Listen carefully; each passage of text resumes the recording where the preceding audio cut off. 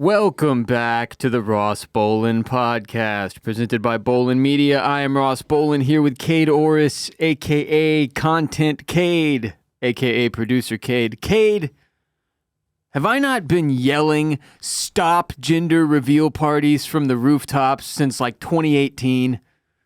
That's very true. Yeah. Have I not said time and again, the loss of life is not worth the reveal of the gender? That is also very true. Boy, girl, who cares if we're all dead?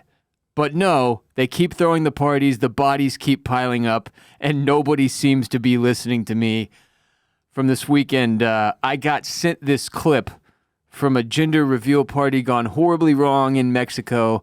Up there, you know, at the top of the list with links and videos that I've been sent the most in the course of my career. This thing got sent to me hundreds and hundreds of times. And at this point, it almost feels disrespectful when I check my inbox and it's in there, like I haven't seen it already, like I'm not on top of every single gender reveal death that occurs on this spinning planet. But here's the headline. Pilot dies after plane crashes during gender reveal party in Mexico. And I'll give you some of the details before we comment further. From CNN, a pilot has died after the plane he was flying as part of a gender reveal party in Mexico crashed on Sunday. Video posted online shows the plane releasing pink smoke as it flies over a couple waiting in front of a sign that reads, "Oh baby," surrounded by pink and blue balloons. The recording captures the moment the plane's left wing appears to separate from the fuselage as it flies away from the group of people below.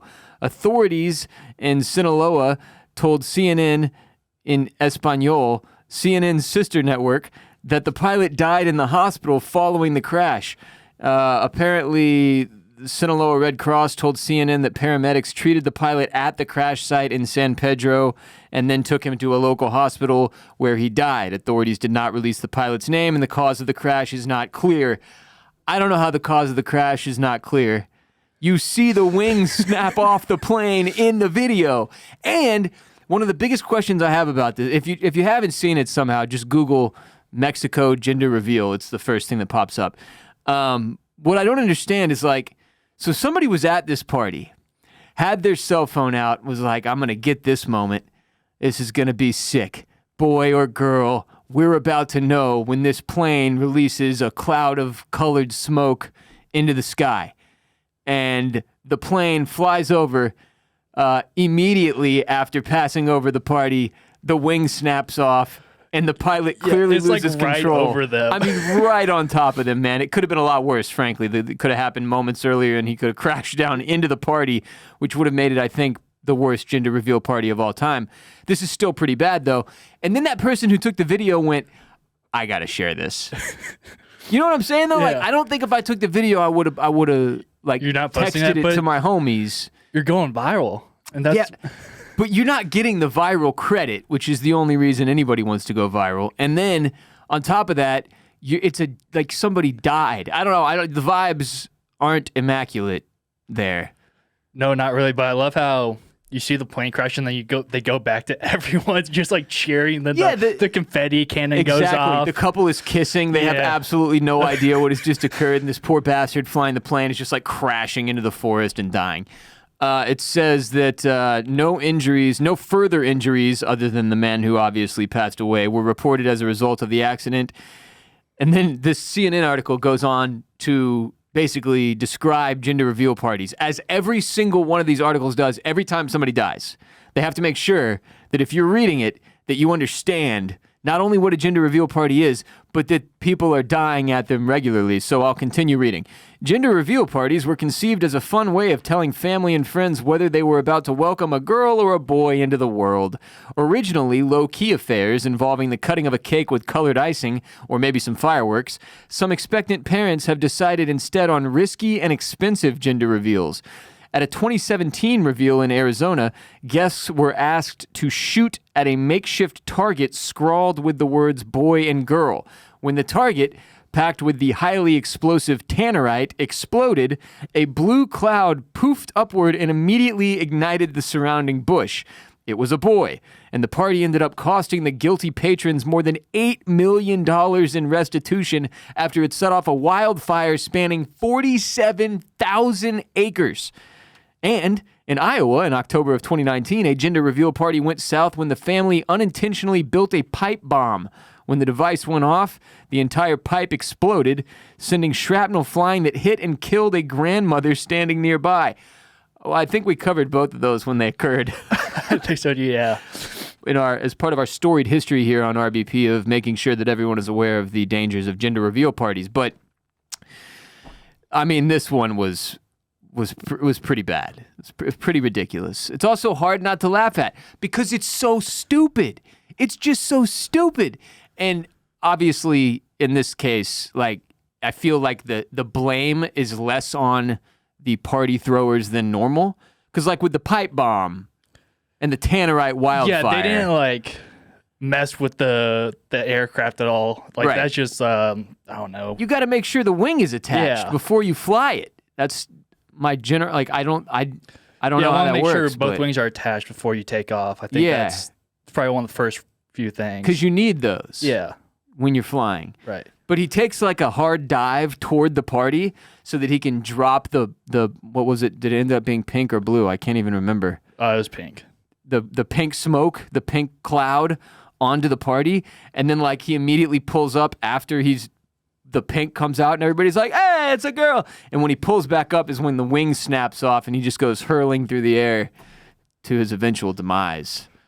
Yeah, I didn't know that he survived the crash, though. It doesn't. It says he was treated at the crash site. But they like, you know, when I found that dead guy back in like 2016 or whenever that was, like they treated him at his crash site where he crashed to the ground, but he'd been long gone. I think they just, you know, they try. Yeah. They try. Like, I hope he was dead already. I hope it wasn't like he was like a half-charred, barely breathing human that they then dragged to a hospital and he was eventually declared dead. I'm hoping he like died on impact. Anyway, that's morbid. Yeah, starting off hot right now. Yeah, this is anyway, stop. Just stop. Don't do these. Just don't. And if your wife or your partner, whoever is like, I've got this crazy idea, just say shut the fuck up. Nobody's dying as a result of our baby. It reminds me of the line from Game of Thrones, only death can pay for life. But now this kid, this little girl, hasn't even been born yet. She's already caught a body. Yeah. If someone ever says, I have a crazy idea for a gender reveal, you just stop them right there. You can't let it happen. There's been times where no one of the parents has died during one of these. Yeah. They're growing up without a dad in that one case, that one horrible story. It's insane. What are you doing? Or a grandmother and another. I would be so pissed if I went to a gender reveal party and I died. Yeah, you have to haunt that couple forever. And the baby. Yeah. Especially the baby. It's the baby's fault more than anybody. And that's the thing. Children come into this world. Babies are born the most innocent of us with a clean slate, usually. Unless you throw a gender reveal party where life is lost as a result, and then they've already got that burden when they pop out. It's not good. This is exactly why we didn't do this for my son.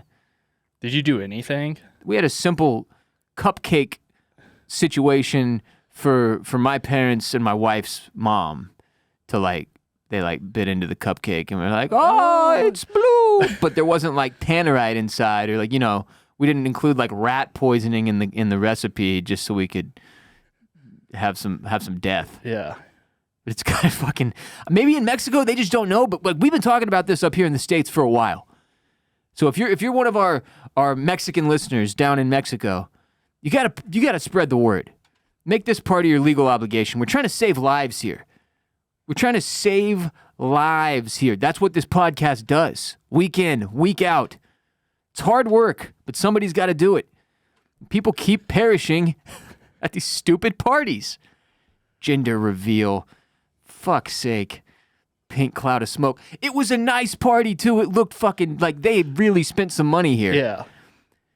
I mean, yeah, they're going all out with the plan. And there's just so many ways to do this that don't have to involve an aircraft or anything exploding or no, like you don't need guns to be fired to to have a fun time with your friends and family seeing the gender of your upcoming baby. There's just better ways. And they had the confetti cannon too. That's pink. Like, that's all you need. Yeah, that's the other part about it that's just so sad.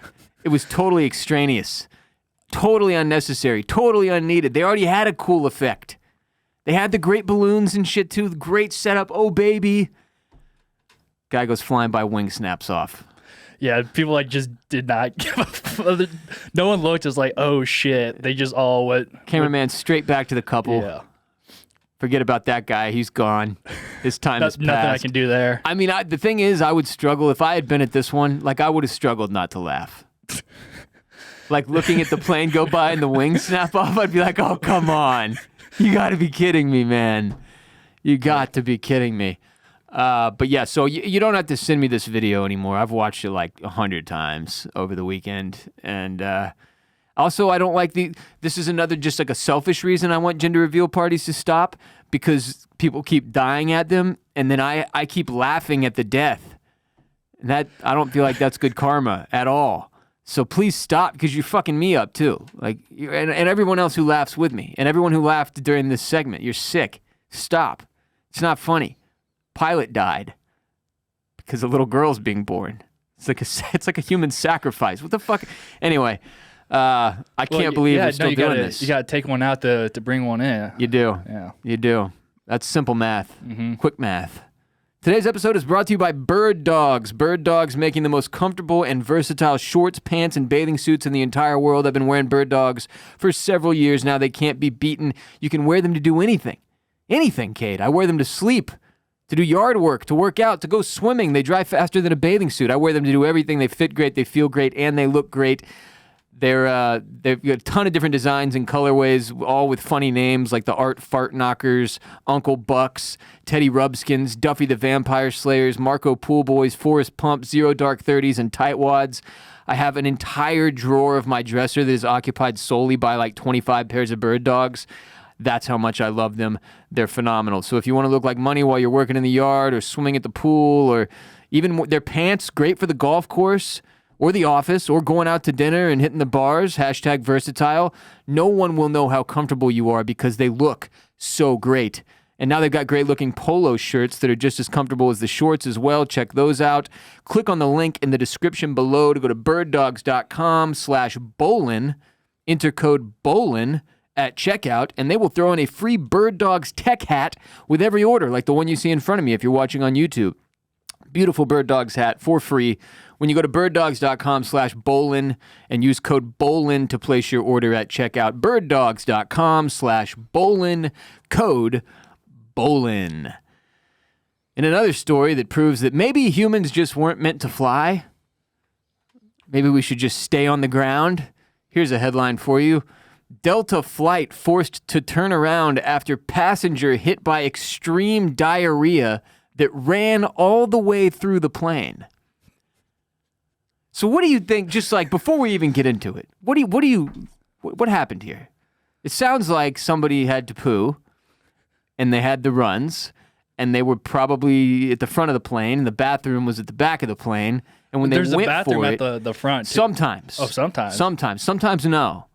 You get one of these shitty little planes, you know? But not on Delta.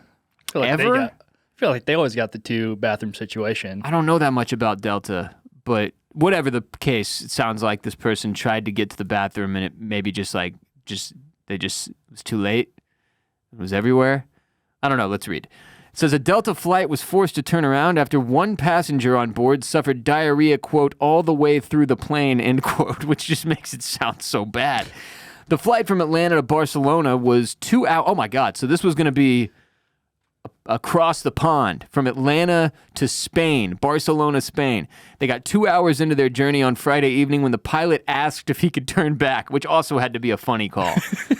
Calls back to Atlanta. Hey, this guy shit everywhere. Can we turn around? What if they say no? No, you got to keep going, power through. It says in a video clip from liveatc.com posted on X, formerly known as Twitter, one of the pilots is heard confirming the incident to air traffic control, saying, quote, it's just a biohazard issue. We had a passenger who had diarrhea all the way through the airplane, so they want us to come back to Atlanta. Flight 194 had to decisively make a U-turn back to its departure destination as it was considered a biohazard by the crew to continue journey. The plane arrived back in Atlanta's Hartsfield-Jackson International Airport at 10:40 p.m. to clean up the diarrhea on the plane. Over 5 hours later, at 3 a.m., the aircraft set off again to Barcelona for an 8-hour flight. So if I am to understand, they get 2 hours in. Everybody on board. We're going to Spain. Europe. Can't wait. We're doing it. 2 hours in, somebody shits. It gets everywhere. And they're like, we got to go back. So they go back. They land at 10:40 p.m. And then they clean the plane. And then you have to get on the same plane. And then at 3 a.m. they head out for Barcelona in an 8-hour flight. I don't think I could do that. Get back on the diarrhea duty plane? Yeah, that's a lot of time spent at the airport and on a plane that's covered in shit. And just knowing, though. Yeah. Like, no matter what they do to disinfect it, it's the mental side of it that would screw with me. Like, we're on the same one. I also want to know what the pilot said to the passengers on that plane when he just goes over the intercom. It's duty! Yeah, who knows? If he, like... Did they air this person out? Like, I feel like everybody knew which person it was. Yeah, everyone had to know because, I mean, you see the dribble of Dookie as he goes back to the bathroom. Or a she. It could have been a she. Yeah.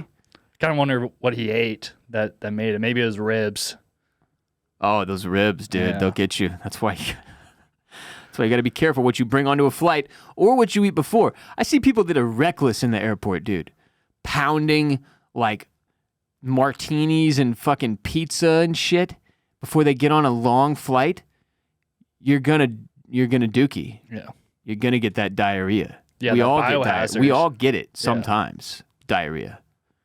Yeah, just thankfully never on a plane. No, I never have. No, but none of us are immune to diarrhea. No, it can happen to you. Yeah, when you least expect it. Yeah, it says one X, formerly known as Twitter, user commented under the posted clip and claimed both he and his wife were on that flight, saying, quote, "Both my wife and I were on the flight." That's not the end of the quote. "It was a mess. The pilots made the right decision to turn around. The ground crew ripped out the carpet and put new in. Considering the circumstances, the ground crew did a great job along with the attendants and the pilots." That's a bad day at work. Yeah, and they're definitely not getting paid enough for that either. No, hey, the plane that took off is actually coming back. We're going to need you guys to strip it completely because everything is covered in duty. Duty! It says another user also heard stories from his partner who was traveling to Barcelona that day who described the scene as, quote, "pretty bad." Pretty bad. He relayed, quote, "It was dribbled down the aisle, smelled horrible. The vanilla-scented disinfectant used on it only made it smell like vanilla shit." After the plane, how'd you know what vanilla shit smelled like? After the plane landed, it was thoroughly cleaned. They didn't leave until around 2:30 a.m. Says it is not known if the passenger with the medical issue returned to the flight to Spain after the detour. That's really fucked up. I feel like they should have forced him back onto that flight because you're the one who caused all this. Now you're just going to call it quits and head the fuck home with your fucked up stomach? You gotta just go home with your tail tucked between your legs. Cancel the Spain trip? Yeah. No more Barcelona for you, buddy. It's got to be put on the no-fly list. Yeah. Once you dookie all over a flight 2 hours in, that's probably it for you for the year travel-wise. Like, you just need a break. Because, I mean, now like, you can get like anxiety diarrhea, you know, just from like being real nervous and shit, and get like some stomach issues from that. Some people do. And now the next time this person goes to fly, they're obviously going to be thinking about the time they shit all over the Delta flight that caused it to turn around 2 hours in, and then get anxious, and perhaps it will repeat itself. And what if that just becomes your thing, like your calling card? You're shitting on planes. You're just dooking on yourself on flights, man? Ruining families' vacations. The person shit? that sat next to them probably got the worst of it, too. Yeah, imagine that. Like, it's already awkward enough when you're like in the aisle seat, and the middle seat or the window seat is like, I've got to go to the bathroom, and you're like, all right. So you like do the awkward shuffle thing and let them by you, and then you get back into your seat, and then you kind of got to be washing over your shoulder the whole time, like for when they get back, you know. like so that you're ready to get back up or whatever. And then instead of everything going as normal, that person poos all up and down the aisle. Yeah, this is why I always take the window seat and never use the bathroom. I also just don't make eye contact with anyone on flights that's not my people, you know? Same, yeah. Because you never know. You're trapped in there for an extended period of time with these folks. You don't want to give them more than you're willing to. Right. You know? It also says Delta Airlines, without going into specifics, responded to the situation and said, quote, "Our teams worked as quickly and safely as possible to thoroughly clean the plane and get our customers to their final destination. We sincerely apologize to our customers for the delay and inconvenience to their travel plans." I mean, that's nice, but also, like, y'all didn't do anything wrong. That diarrhea doer did. You know, that's who should have issued a fucking statement, not Delta. Because it happens. Shit does happen. Forrest Gump said that. Shit happens. Wait, did you really? Here's the funniest thing about this entire column, though. Yeah, he said that. At the end of the column, after all that, it says the Delta statement, and then the last sentence is, "Last week, 11 passengers and crew were also hospitalized after severe turbulence on a Delta flight from Milan to Atlanta," the airline said.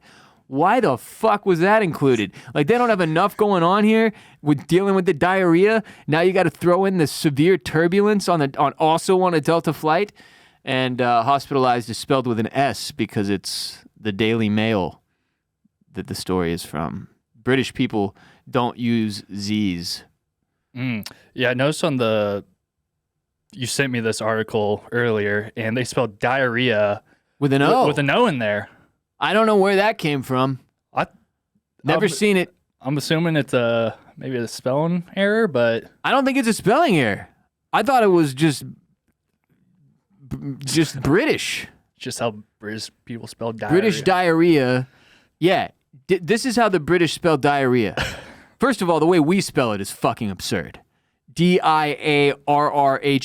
That's us, which looks like diarrhea. That looks like, yeah, that's how you... that looks how you would spell it. But here's how the British spell it. diarrhoea, which looks like diarrhea. Yeah, close enough. Which I don't know what they're doing with the... I'm still confused about why we can't come to terms with the British about some of these words we clearly disagree on, where they're inserting random fucking vowels. And this is one of the stupidest ones, if not the dumbest one I've ever seen. Diarrhea it's like already pretty straightforward. We just did the whole enunciation thing. We checked it. Checks and balances. It checks out. We don't need that O. Superfluous. Much like having a flight go over your gender reveal party and then snap a wing off. It's just not necessary. You don't need this. Nobody does. Anyway, this is why I fucking hate flying. It's why I fucking hate the idea of flying. I fucking hate cruises. I've got to get on a plane in a couple of weeks. Now I've got extreme turbulence and diarrhea on the brain and hijacking because I watched that Apple TV show, Hijack, with Idris Elba, which was dog shit. I wish somebody would have done diarrhea on that flight. It would have made the show more interesting. Hey, season 2. I know. I'm stoked. I'm stoked for them to run it back, which they inevitably will. But and cruises, this is why I don't like cruises. Anywhere you're trapped with a large number of strangers who could shit themselves at any moment, it's not worth it. It's not. No, not really. You know what I'm fucking sick of? Hearing formerly known as Twitter. That's why I just keep saying Twitter. Horrible rebrand. Yeah. From Elon. It's not even next. I don't even acknowledge that. It's awful. Anyway, there's 2 stories about planes to get you through your week. Yeah, enjoy your flight if you got one coming up. If you're flying this week, or I'm going in a couple weeks. Hopefully nothing. I got to take a baby on a flight. That's in 2 weeks for Jared's wedding. I've got to fly to fucking Wisconsin with a 7-month-old. That's going to be fun. You're really going to have a great time. I'm just going to, even if he's like the perfect baby, I am going to be so fucking stressed out the whole time. No matter how well it goes, it can't go well, you know? So, thanks for getting married, Jared. Really inconvenient for me.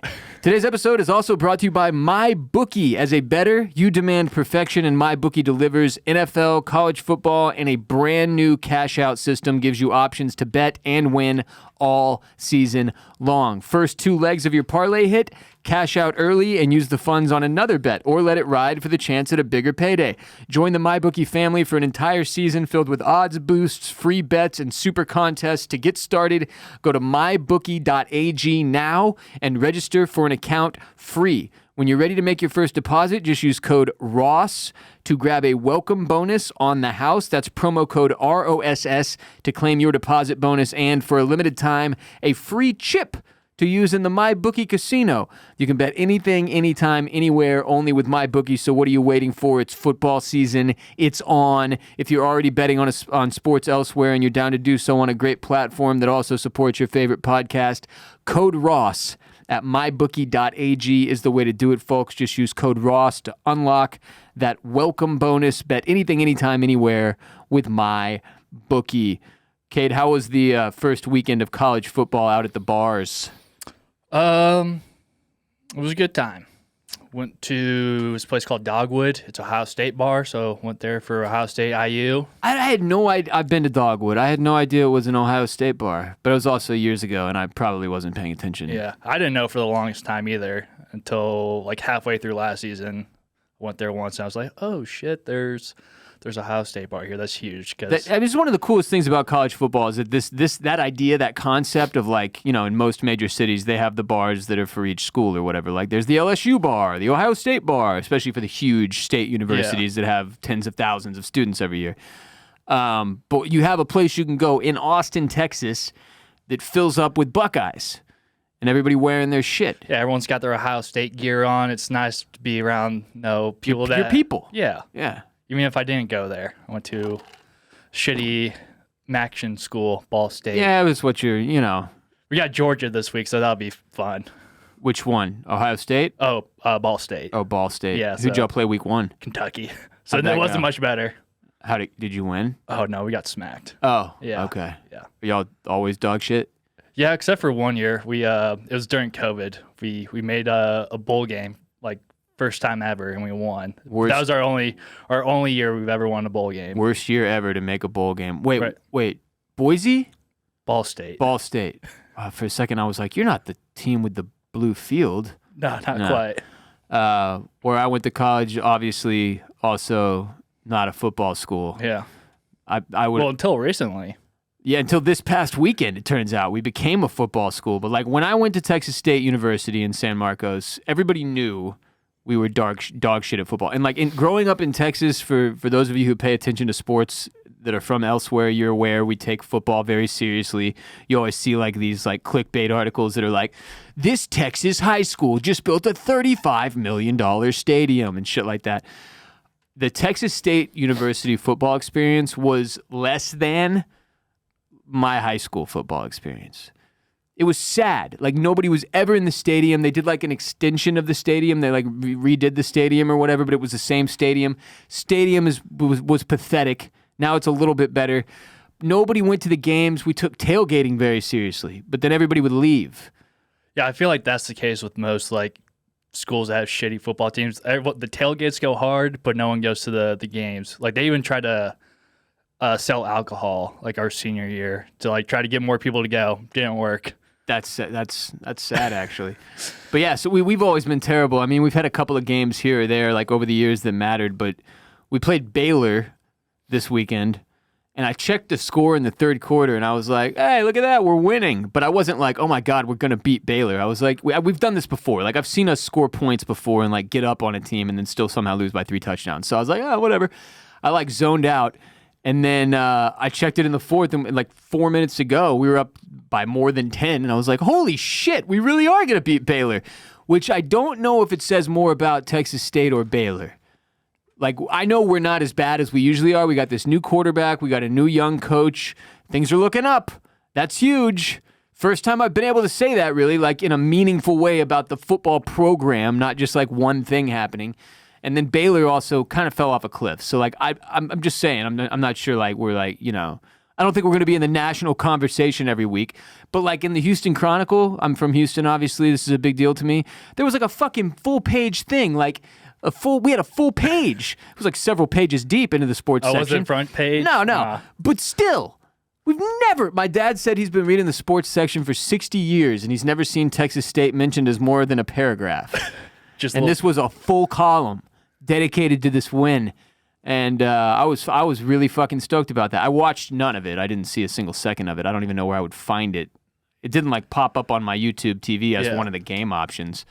But stoked for all the Bobcats out there.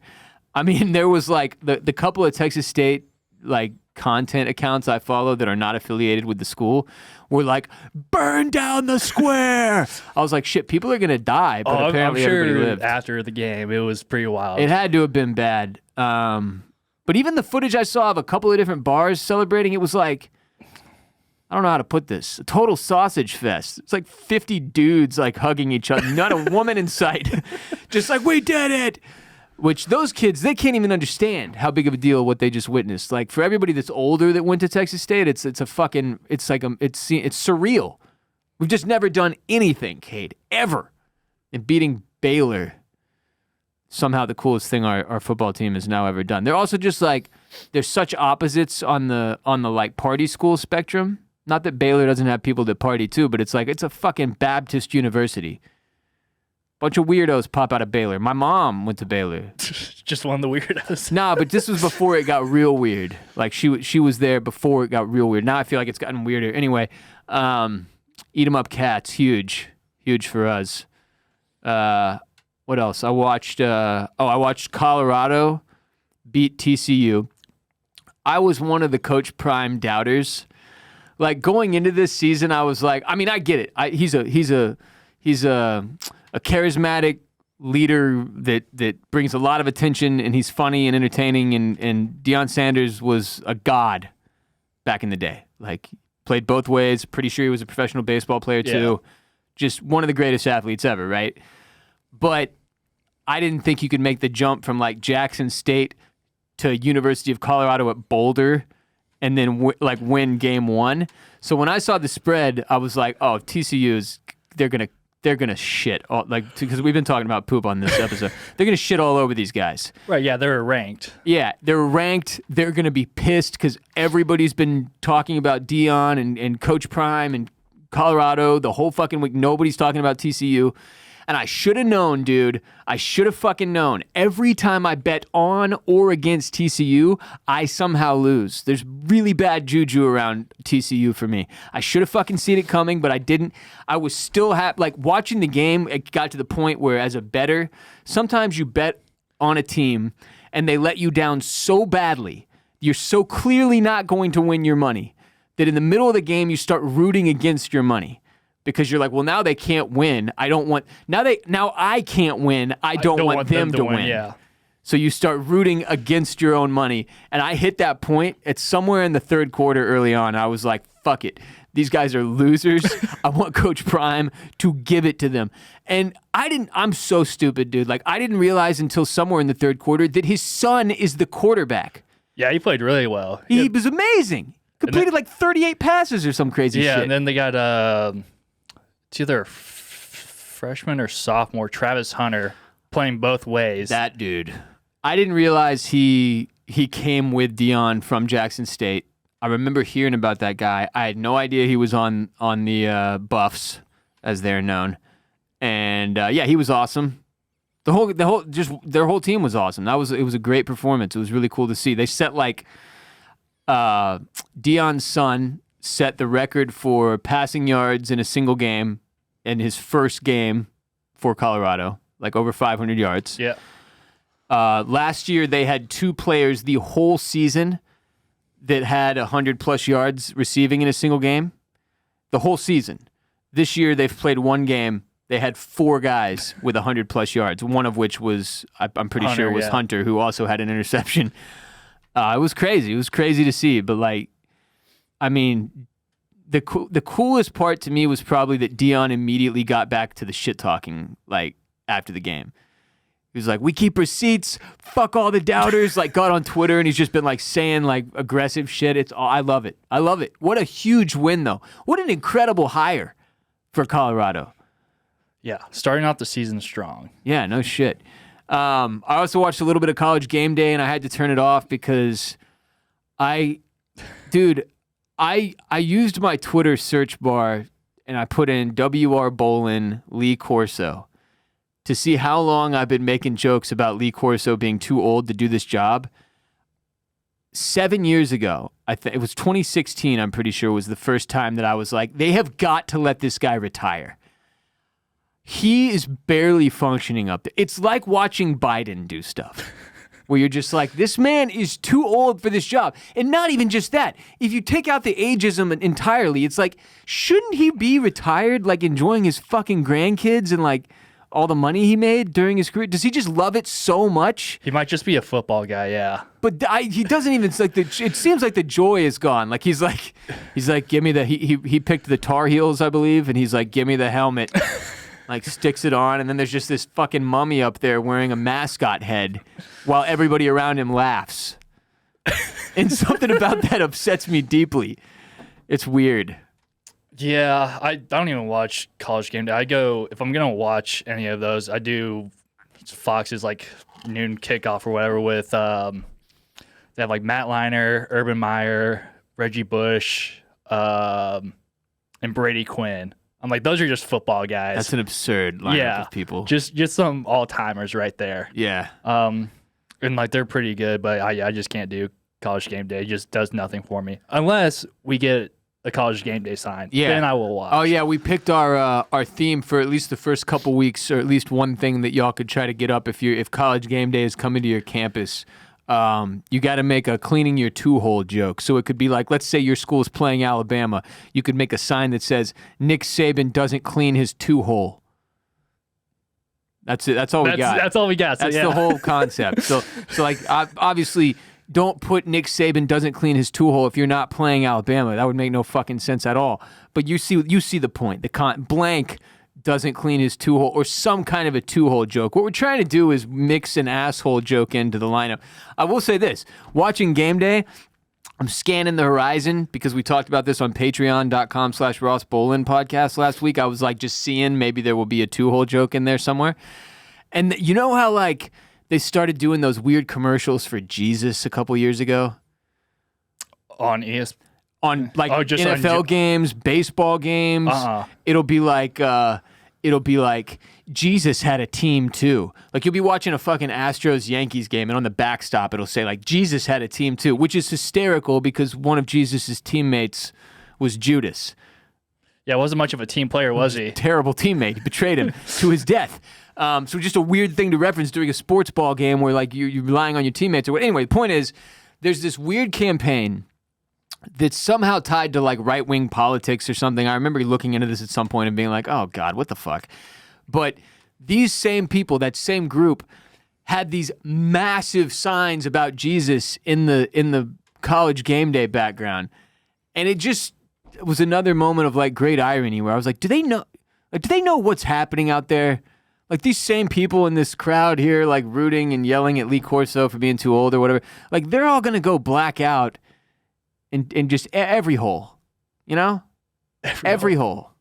So do we need these signs? This is just not the place. It's bizarre. And I don't think anybody's watching Game Day or like Astros Yankees and seeing the backstop or one of these signs or one of the weird Jesus commercials during the Super Bowl and going, now I get it. You're right. Yeah. Now I'm going to ready. switch up. Yeah. Stop sinning and go with God. Yeah, join Jesus' team. It's just bizarre. An insane amount of money being spent on these Jesus campaigns that I'm not even sure Jesus would sign off on. That's the great irony. Jimmy Buffett also passed away. Saw that, yeah.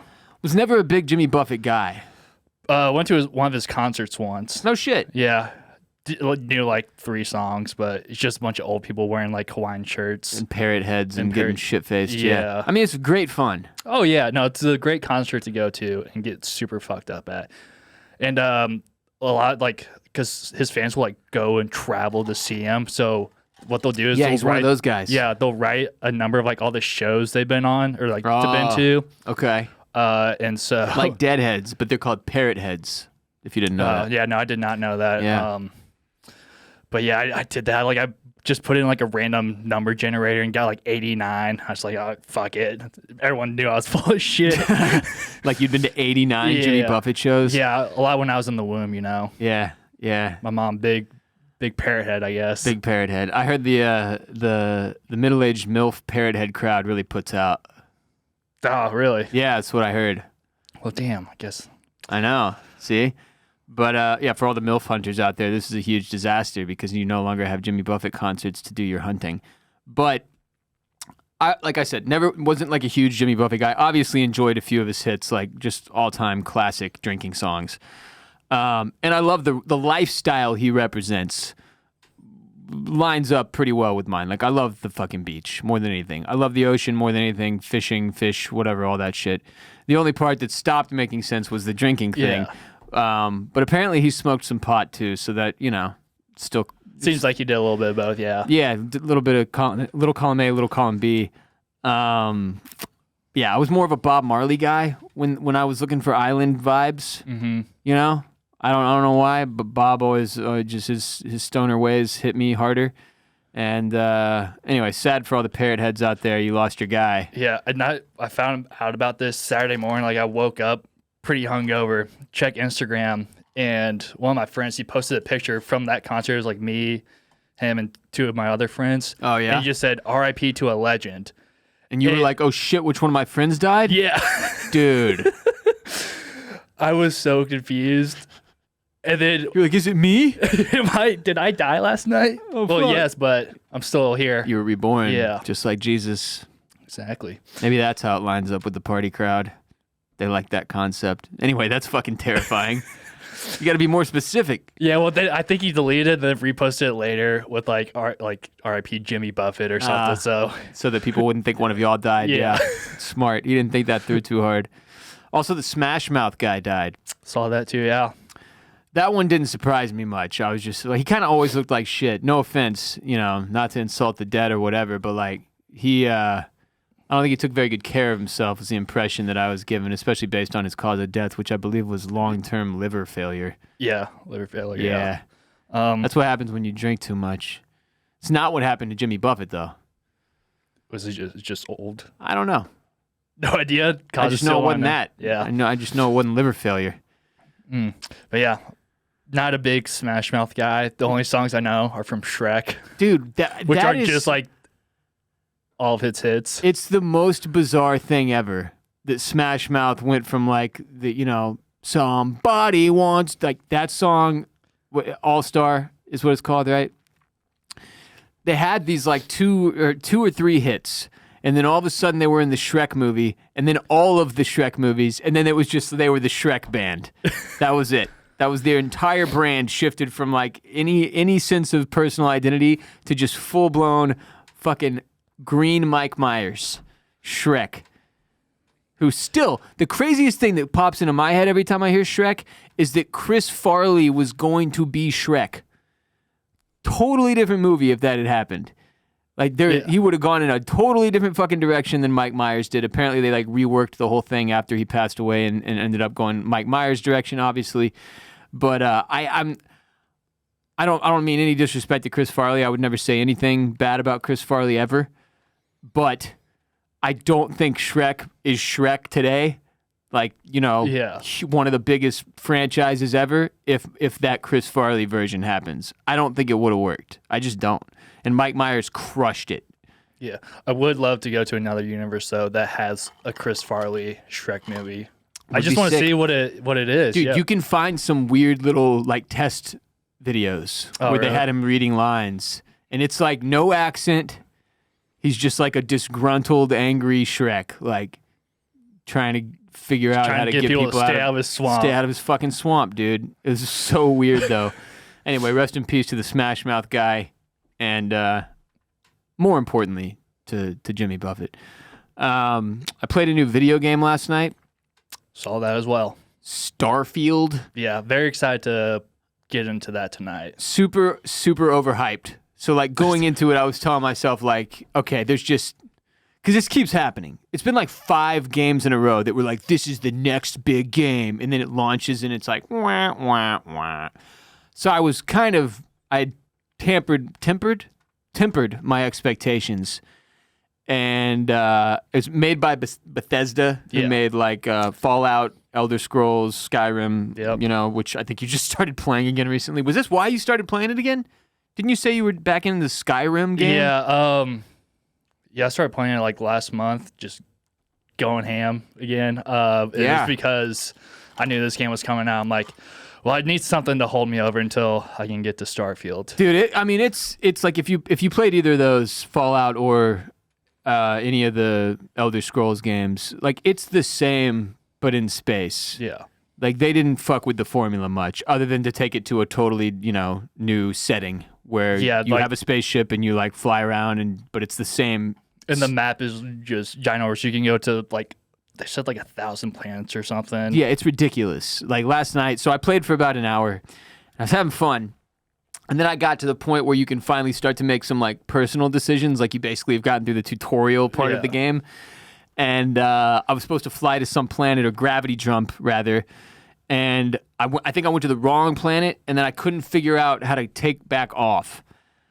And I was a little high, so I just gave up. I was like, fuck it. This is where my ship is now. And I went to bed.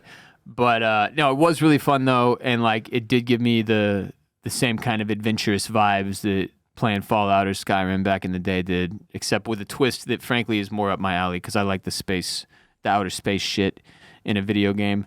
But it is hard though too. Like that's the one thing about it I'll say is like you flying the spaceship is more complicated than you would think. I feel like in a lot of games, flying is very tough for some reason. Well, it's because I guess they're making it, and they don't want it to just be as simple as like move the joystick or like, point the plane this way. So they add all these different elements that make it more complex. And yeah, I struggle with that shit. It's tough. But I've been having fun with Starfield so far. I might stream some of it at some point. We'll see how I feel. But yeah.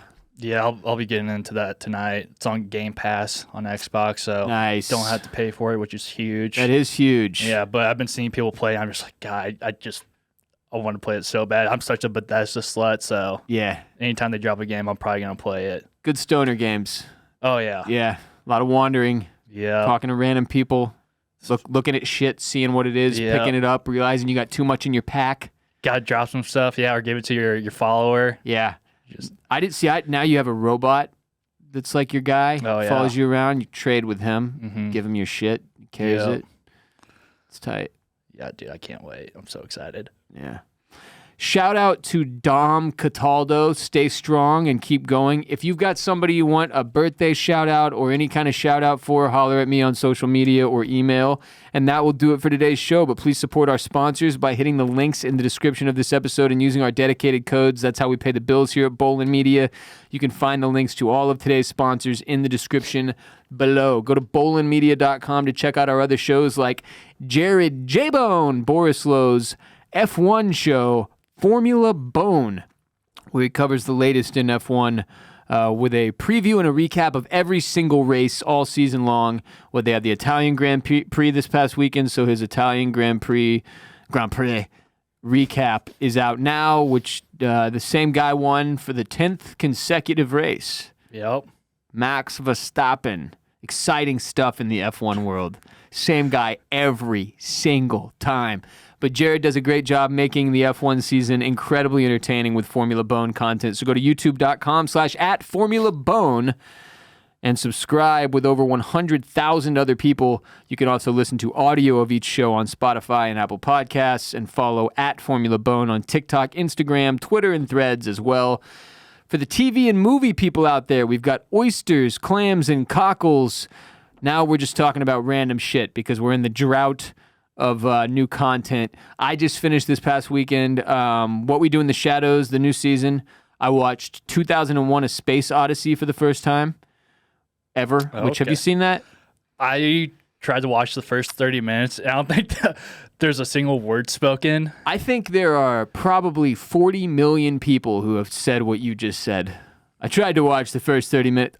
It took 3 different viewings for me. Yeah. Like either I would pass out or my wife would pass out because the only time we have to watch movies now is at night, and this one is really, really slow. It was made in the 60s, in all fairness, and it is obviously very groundbreaking. Once you've seen it, you realize why. Weird fucking movie, though. Stanley Kubrick was a strange cat. But we're going to talk about that a little on Oysters, Clams, and Cockles this week, as well as some other stuff. So check out Oysters, Clams, and Cockles wherever you get RBP. If you're a Houston sports fan, at Banging the Can. Well, it's not at. It's just Banging the Can is the show. But it's at Banging the Can on social media, where I talk about the Astros, Rockets, and Texans. We're getting into the thick of the sports calendar now with Texans kickoff this Sunday. Obviously, the NFL is starting this Sunday. Very stoked for that.